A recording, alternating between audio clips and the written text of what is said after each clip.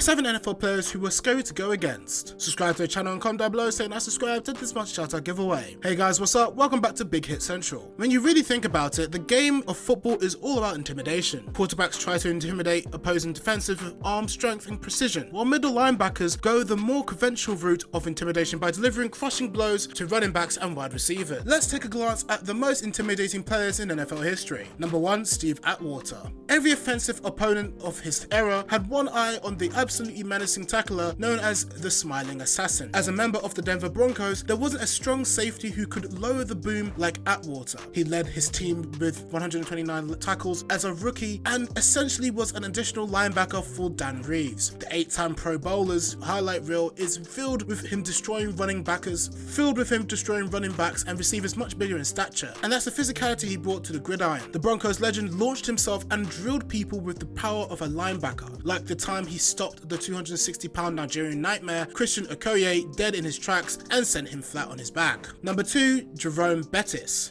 He was one of the most menacing running backs in NFL history because of his size, but he had the uncanny ability to make defenders miss in the open field. Try to line him up and he'd run over. Try to take the proper angle on him and he would shake to the inside to get more yardage. The boss was the fundamental piece to the Pittsburgh Steelers' offensive game plan for the majority of the 1990s and the 2000s, and finally got his Super Bowl in 2006, a true bulldozer at his position. Name didn't scare everyone, but his size did. 260 pounds on a 5'10" frame will do that. I don't care what his list. Number 3, Joe Greene. Yes, another Pittsburgh Steeler. Sorry, Browns fans. Mean Joe Greene was exactly that. Mean and the integral part of the Steelers' steel curtain defense. In 181 career games, Greene accumulated 78.5 sacks and was a 5-time All-Pro. About as intimidating as they came in the 1970s. A cornerstone of the steel curtain, Greene didn't want to be remembered for being mean, but the defensive tackle was simply too intense, competitive, and intimidating for him to be known differently. That famous Coca-Cola ad, "Hey kid, catch," helped soften the edge a bit. Number 4, Randy Moss. Classically scary? No, but from a defensive game planning perspective, there was no one more terrifying for coordinators. Moss's freakish athleticism and speed and body control put him in a league of his own and defenders at a perpetual disadvantage. 3rd and 4th downs are tense times for coaches and fans, doubly and triply so when Moss was on the field. During his prime, was there any coverage that could stop the gazelle-like Moss down the sideline? No.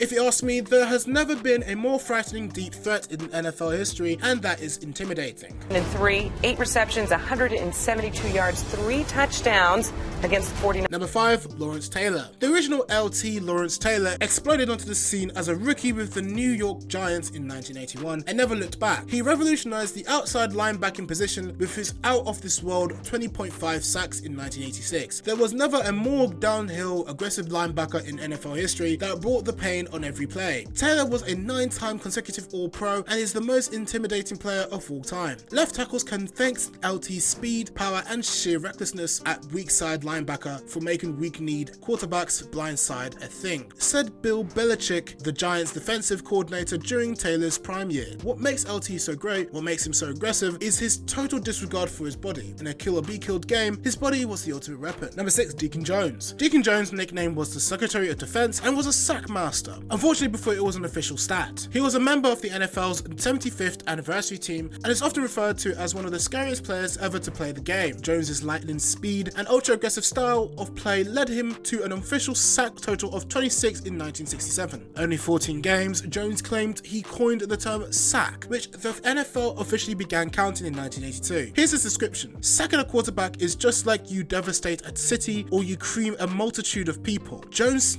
said, "I mean, it's just like you put all the offensive players in one bag and I just take a baseball bat and beat on the bag. And now imagine lining up against that man." Number 7, Ray Lewis. Having played for 15 years, Ray Lewis has seemingly gotten better with age. One of the most emotional leaders of all time, Lewis's teammates fed off his passion and his opponents are certainly intimidated by everything he does on the field. He is one of the bigger linebackers of his time, knows exactly where to be on every play and delivers the huge blow on seemingly every tackle. A true showman who who always delivered the goods with a knock your wind out hit from sideline to sideline, providing plenty of material for jacked up segments before player safety trumped snot bubbles. Humorized Lewis couldn't dull his reputation as a crazed heat-seeking missile. This brings us to the end of our video. I hope you enjoyed it. Hit like if you did, and don't forget to subscribe to our channel so you don't miss out any of our videos in the future. Also watch the 2 videos out on your screen because I'm sure you'll love them. With that, I'll see you in the next video.